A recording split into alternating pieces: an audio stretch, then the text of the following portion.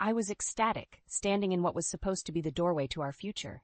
But as Caleb dropped the bombshell that his parents were moving in, that doorway felt more like a trapdoor beneath my feet. "Surprise!" Caleb exclaimed with a grin, his arms wide as if expecting praise. "My parents are going to move in with us. Won't that be great?"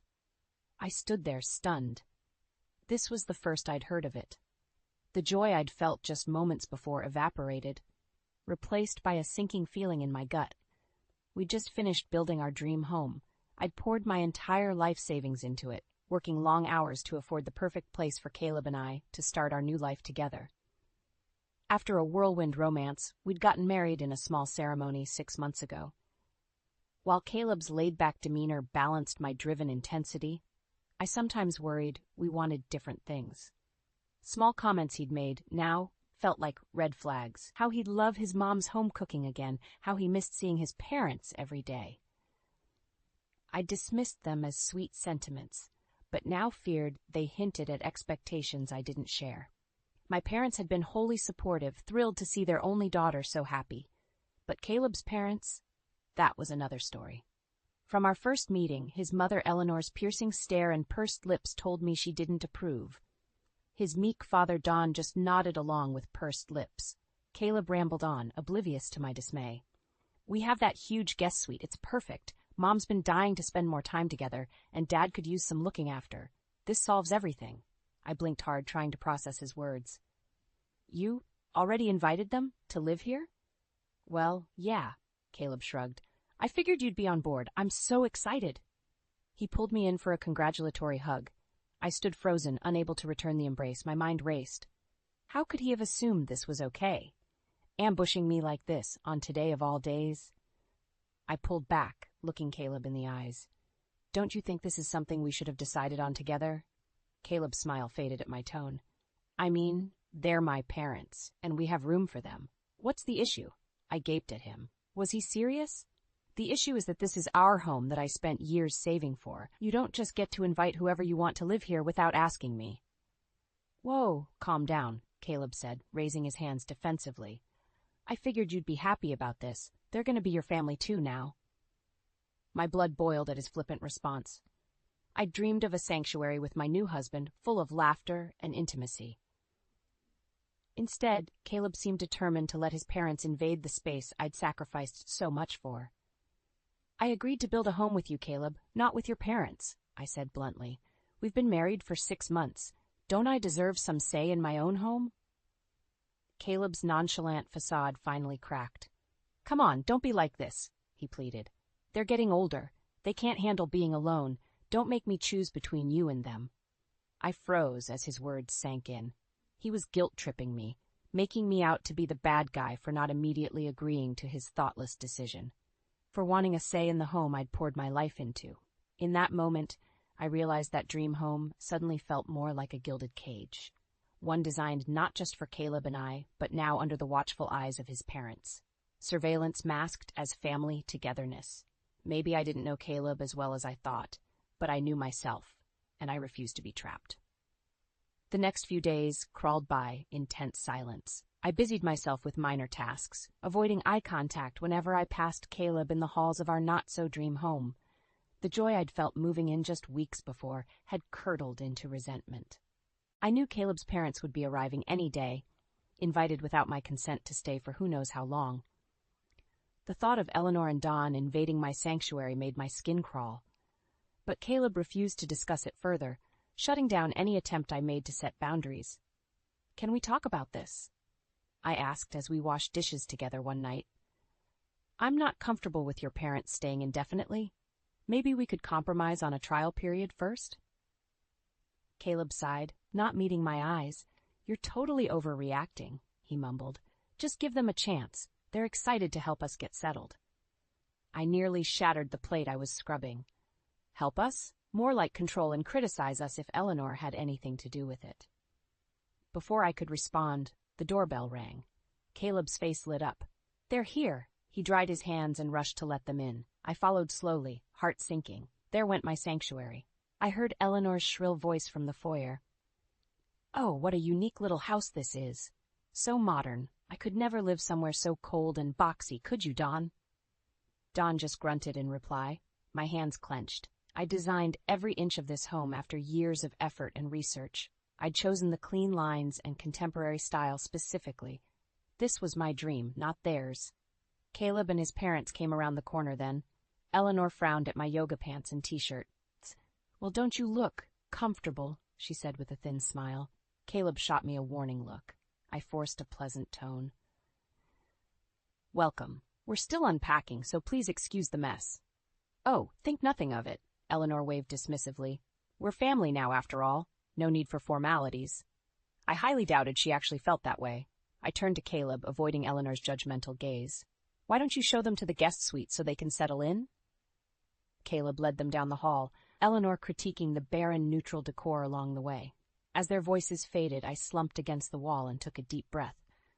This was only day one. Surely I could make it work somehow. Caleb was my husband, and they were his parents. Over the next few days, that optimism crumbled. Eleanor criticized everything, from my avant-garde interior design to my immodest lounge clothes to my exotic cooking. Don trailed after her, not saying much, but occasionally chiming in with his own disparaging remark. They commandeered the kitchen, taking over meal times. They helped themselves to anything in the fridge. They left messes without cleaning up. The structured routine Caleb and I had started establishing was utterly disrupted. My attempts to discuss boundaries only led to arguments. Caleb accused me of shirking my wifely duties of keeping his parents happy. He dismissed my feelings, saying I just needed time to warm up to them. The final straw came late one night when I overheard hushed voices in the kitchen. I crept closer, realizing it was Caleb and his parents. "You need to get her under control," Eleanor said sharply. "She has no respect for family." Caleb sighed. "I'm trying, Mom. This move was supposed to help her fall in line. She resisted at first, but I think she's coming around." I reeled, mouth falling open in shock. Fall in line? This had been their plan all along, to manipulate me into total compliance through this forced living situation. Rage roared through me. I had to take back control, starting by kicking these toxic leeches out of my home. The next morning, I woke up feeling like a pressure cooker about to blow. After what I'd overheard, any shred of optimism I had about making this work had vanished. I found Caleb in the kitchen and steeled myself. "We need to talk. Now." Caleb frowned, glancing around. "Keep your voice down. My parents are still sleeping." I crossed my arms. "Fine, but we're having this discussion." I led him out to the back deck and took a deep breath. "This isn't working. You need to tell your parents they have to move out." Caleb's eyes widened.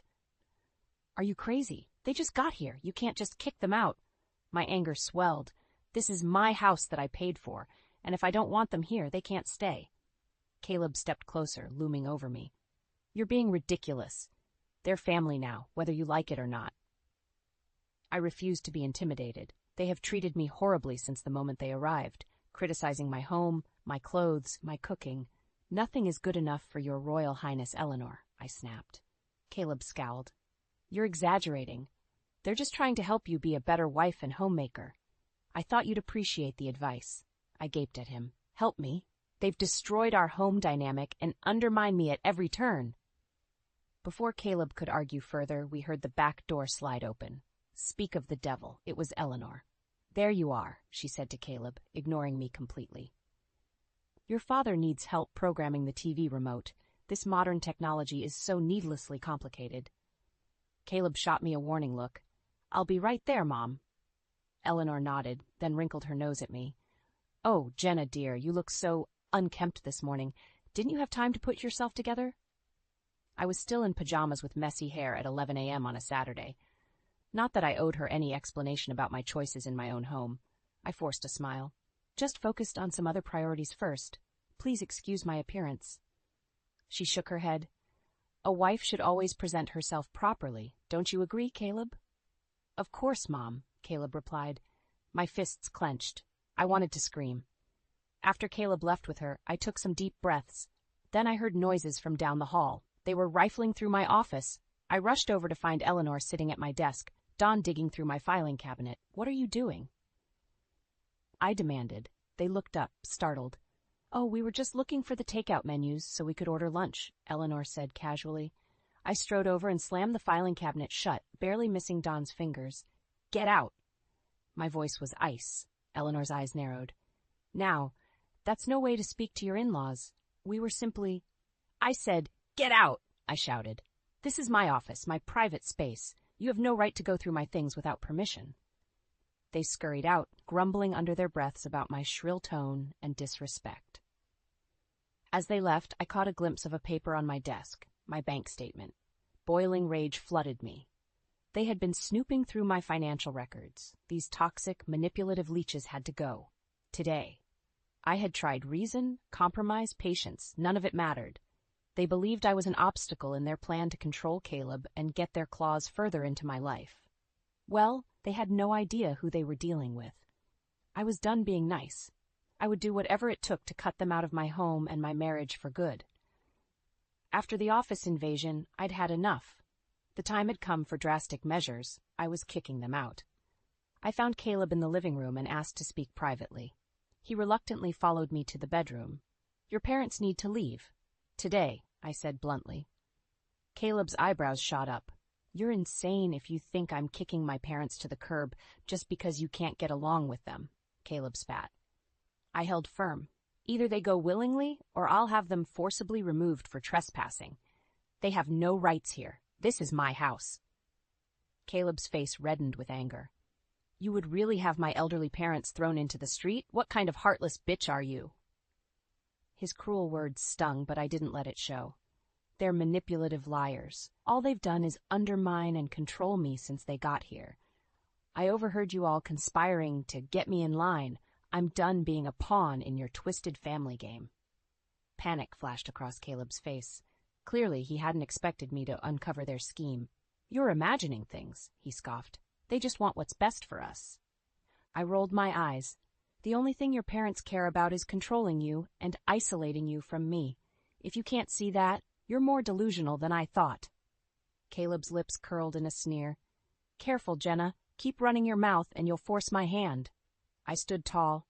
"Go ahead and play your hand, because unless they leave today, mine will be an eviction notice." His eyes bored into me, jaw clenched. For a moment, I thought he might get violent, but instead he took a breath and lowered his voice. "Okay, let's say they did leave. Then what?" His tone turned mocking. "You get your perfect little sanctuary back? Your precious home unsullied by my family?" I didn't respond, waiting for him to get to the point. "Here are your options." Caleb stepped closer. 1, you accept my parents living here gracefully. 2, I divorce you and take half. We sell this place and you start over. I reeled as his ultimatum sunk in. He would actually threaten to destroy our marriage, just to keep his toxic parents around. Any love I'd once felt for him dried up in that moment. "Fine," I said icily. "I'll have the divorce papers ready by tomorrow morning." Shock spread across Caleb's face. Clearly, he hadn't expected me to call his bluff. Too bad for him. I refused to be manipulated any longer, not even by my spineless excuse for a husband. I grabbed my purse and strode to the door. Caleb scrambled after me. "Where are you going?" he demanded. "To contact my lawyer." I slammed the door behind me, blocking out his sputtering protests. As I pulled out of the driveway, an immense feeling of relief washed over me. I was getting my life back. Over the next few hours, I talked to my lawyer and realtor. My name was the only one on both the mortgage and deed. I had full legal claim to the house. Financial accounts were separate, with no communal assets. Caleb had no leverage. His tantrums and threats were empty. The only tie binding us was a flimsy marriage certificate, and that would soon be shredded. I returned that evening with steely calm. Caleb's parents had conveniently made themselves scarce. Caleb appeared, contrite. "Look, can't we talk about this?" he pleaded. "I overreacted earlier. Don't do anything drastic." I held up the manila envelope from my lawyer. "The only talking now will be between our attorneys. Right, I'm filing for divorce first thing tomorrow." Caleb's face fell. For a moment I almost pitied him. He'd gambled on my compliance and lost everything. But I refused to be swayed by sentimentality. Not when my home, independence, and self-worth were at stake. He reached for me, desperation in his eyes. "Jenna, please." I stepped out of reach. "They'll need to be gone before the sheriff arrives to escort them out. I'll be staying in a hotel until then." Without another glance, I walked out. The dream home Caleb had lured me into was now just a crime scene. It was time to start fresh, without my failed marriage and without the in-laws from hell. The next few days passed in a blur. I split my time between my lawyer's office and the hotel, ironing out divorce details and avoiding the toxicity at home. My phone blew up constantly with calls and texts from Caleb, ranging from desperate pleading to vicious insults. His attempts to manipulate me back under his control only steeled my resolve further. I returned to the house once to check their moving progress. As expected, Caleb's parents were still clinging on. "You can't just throw us out with no place to go," Eleanor shrieked as I did a walkthrough. "I gave you fair warning," I said calmly. "You had plenty of time to make arrangements." Don scowled from the couch. "We sold our house to move here with our son, as he promised we could. Now where will we go?" I shrugged. "That's not my concern anymore. Staying here was never part of the deal." I left them ranting and went to find Caleb packing up the bedroom. His eyes were bloodshot, hair disheveled. The cocky arrogance he'd once radiated was gone. "Jenna, be reasonable," he pleaded. "We can work this out. Just tell me what you want." I paused, looking him over. The man I'd fallen for seemed like a stranger now. "What I want is for this toxic situation to end. My lawyer will be in touch." I started to leave when Caleb suddenly grabbed my wrist, hard enough to bruise. For the first time, I felt afraid. "Don't do this, Jenna," he hissed through clenched teeth. "You have no idea what you're starting here." Adrenaline coursed through me. I wrenched my arm from his grip. "Threaten me again, and you'll only make things worse for yourself," I said coldly. Then I walked away without looking back. Soon enough, moving day arrived. With police on standby, the hostile holdouts were finally extracted from my home. Caleb glared daggers at me as they drove away in defeat. I stood on the front steps, surveying the mess they'd left behind. Caleb had clearly trashed the place in spite and anger, but the feeling of peace and freedom was worth any amount of cleanup. As I began tidying up, my phone rang with an unfamiliar local number. I answered hesitantly, wondering if it was another bullying tirade from Caleb, but instead a cheerful female voice responded. "Hi, is this Jenna? Caleb's wife?" I bristled at being identified that way now. "Soon-to-be ex-wife, yes." "Oh." She sounded surprised but not unkind. "I'm so sorry, I hadn't heard. I'm Lucy, chair of the Neighborhood Homeowners Association Board. We wanted to check in on the situation." As she explained further, I realized word had spread about my in-law infestation, and the community was on my side. Lucy said neighbors had observed their rude, entitled behavior around town. Everyone was appalled when they learned of their unwanted presence in my home and the abusive way Caleb had enabled them. "You're so brave for standing up to them." Lucy said supportively, "Please let us know if you need anything. We want you to feel safe and welcome here." I was touched by the unexpected compassion from relative strangers. After feeling isolated and trapped for so long, knowing others saw the injustice of what I'd endured was validating beyond measure. Over the next few days, the neighborhood outrage became even clearer. I noticed people glaring when Caleb came to pick up more of his things. Friends he'd introduced me to stopped returning his calls. No one offered him sympathy or support. At first he seemed oblivious, ranting to me about their disloyalty. But soon enough, the shunning seemed to wear him down. I caught him sitting in his car down the street one day, head in hands. For once, he seemed to grasp the impact of his actions. Not just on me, but on how the whole community now viewed him. I almost felt bad seeing him so despondent. Then I remembered the months of manipulation he'd put me through. He'd brought this social exile on himself. As I reclaimed my home and independence, Caleb was losing everything he'd tried to build here, all because he'd gambled on my obedience to his family's cruelty. He was about to learn a hard lesson about karma's payback. After finally reclaiming my home, I settled back into a comfortable routine. The constant tension, headaches, and knots in my shoulders dissipated.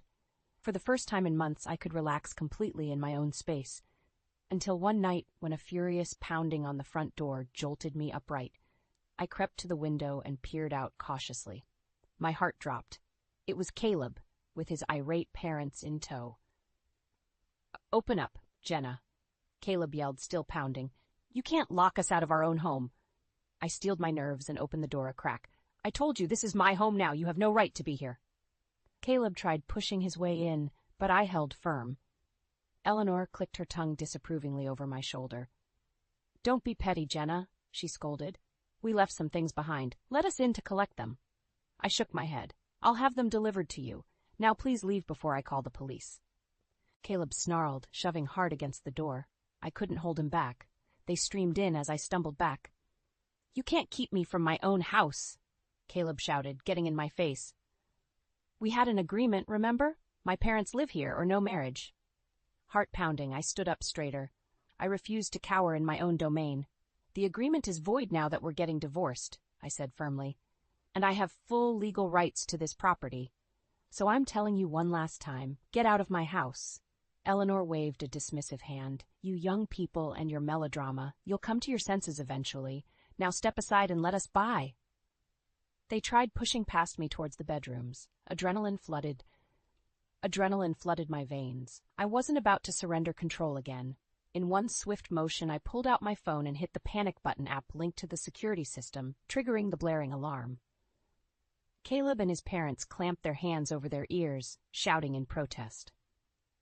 I seized the moment of distraction to corral them back towards the entryway.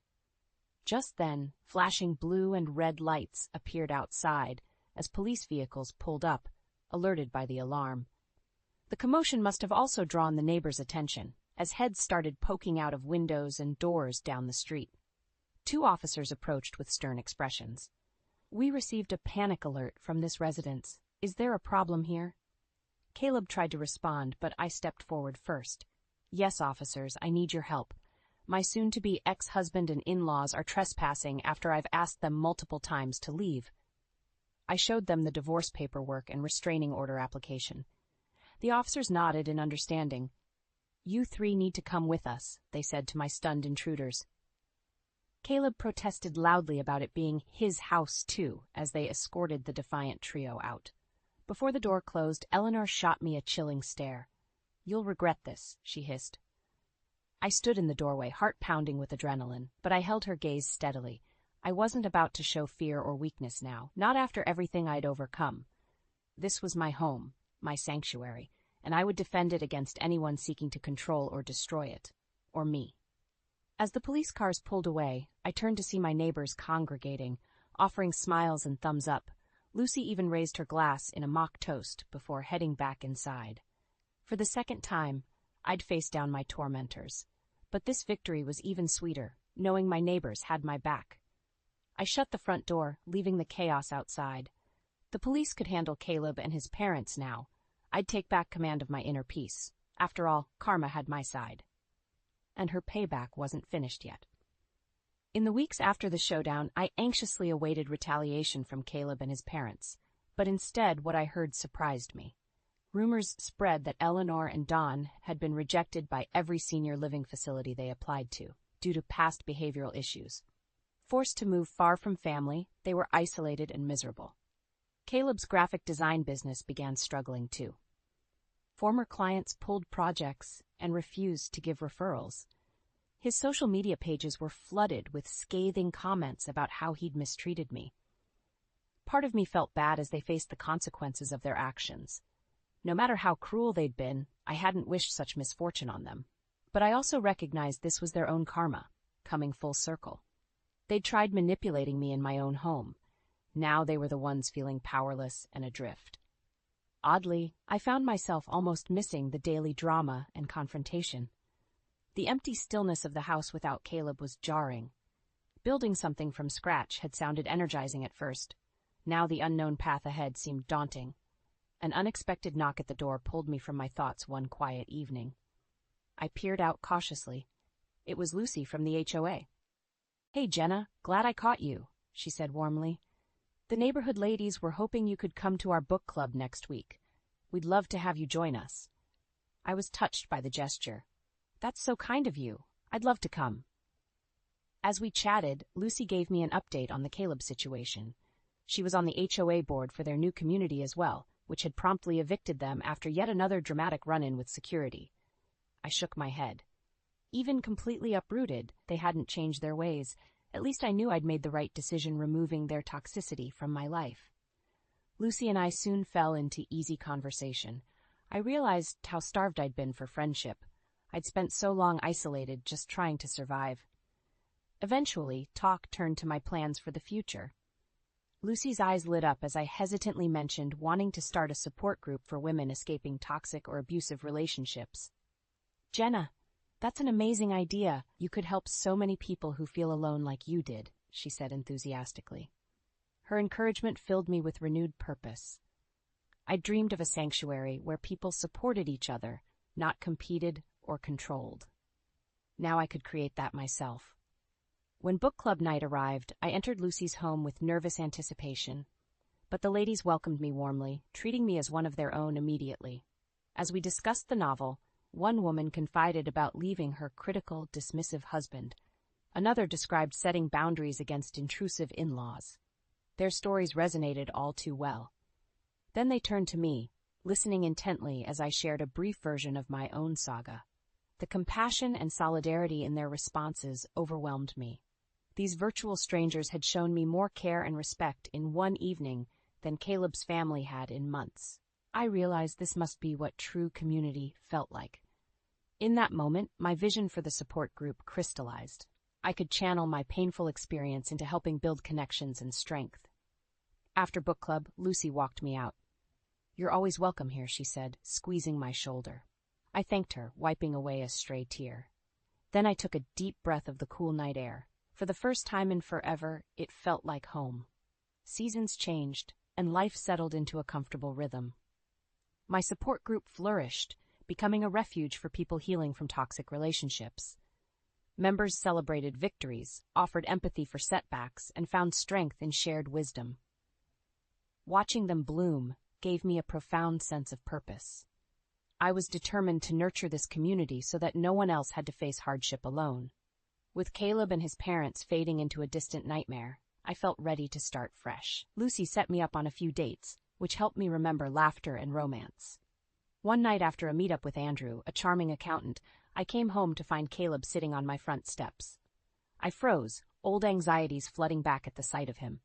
He stood up slowly, hands raised in a conciliatory gesture. "Hey, Jenna, I just wanted to talk, clear the air." Every instinct told me to turn him away, but he looked so haggard and defeated. I decided to at least hear him out. I crossed my arms. "Say what you came here to say." Caleb shuffled his feet, avoiding eye contact. "I messed up. I know that now. I was selfish and blind, and you have every right to hate me." His raw honesty surprised me. The old Caleb never would have admitted fault. "I let my parents manipulate me, and I tried doing the same to you." His voice broke. "You didn't deserve that. I'm so sorry." Part of me softened, seeing this remorseful, humbled man in place of the hostile stranger from before, but I couldn't erase the damage done. "You put me through hell," I said bluntly. "Your parents treated me horribly, and you enabled them. An apology doesn't change that." Caleb nodded, looking resigned. "You're absolutely right. I don't expect your forgiveness. I just hope someday you can find peace." He turned to leave. I thought of Andrew's warmth and support, the possibility of a partnership based on trust. A clean slate waited for me, but closure was needed first.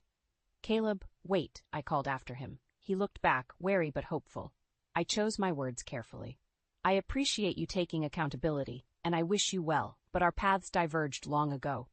Caleb managed a sad smile. "I understand. For what it's worth, I'll always regret how things ended with us. Thank you for hearing me out." As I watched him drive away, an astonishing sense of calm washed over me. That painful chapter had finally closed. Later at book club, I told the ladies about Caleb's apology. They congratulated me on finding closure while still upholding my boundaries.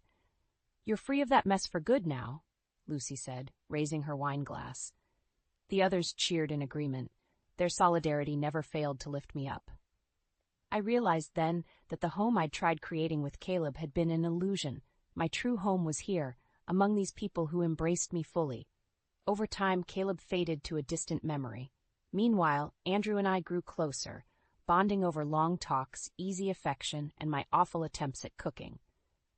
One night, as we cuddled watching TV, Andrew gestured around my cozy living room.